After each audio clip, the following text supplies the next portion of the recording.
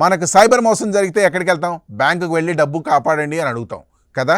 కానీ ఈసారి షాక్, మనల్ని కాపాడాల్సిన బ్యాంక్ అధికారులే దొంగలతో చేతులు కలిపేశారు. హైదరాబాద్ సైబర్ క్రైమ్ పోలీసులు చేపట్టిన ఆపరేషన్ ఆక్టోపస్లో భారీ కుంభకోణం బయటపడింది. ఒక్క ఆపరేషన్లోనే 52 మంది అరెస్ట్ అయ్యారు. వీళ్ళలో 32 మంది వివిధ బ్యాంకుల అధికారులు, ఎస్బీఐ, హెచ్డిఎఫ్సి, ఐసిఐసిఐ వంటి పెద్ద బ్యాంకుల సిబ్బంది కూడా ఉన్నారు.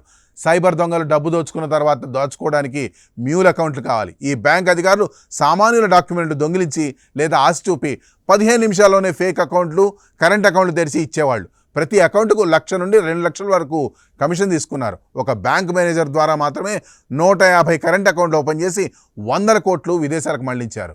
పోలీసులు దాడులు చేసి 12 లక్షల నగదు, 70కి పైగా మొబైళ్లు, 100 సిమ్ కార్డులు, చెక్ బుక్లు, డెబిట్ కార్డులు, మరో 5 కోట్లు బ్యాంక్ అకౌంట్లో ఫ్రీజ్ చేశారు.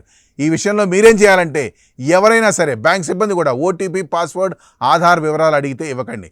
మీ ఆధార్ హిస్టరీ, బ్యాంక్ స్టేట్మెంట్ తరచూ చెక్ చేసుకోండి. అనుమానం వస్తే 1930కి కాల్ చేయండి. బ్యాంకు లోపలే దొంగలు ఉంటే ఎవరిని నమ్మమంటారు? ఈ వార్త మీకు షాక్ కలిగిందా?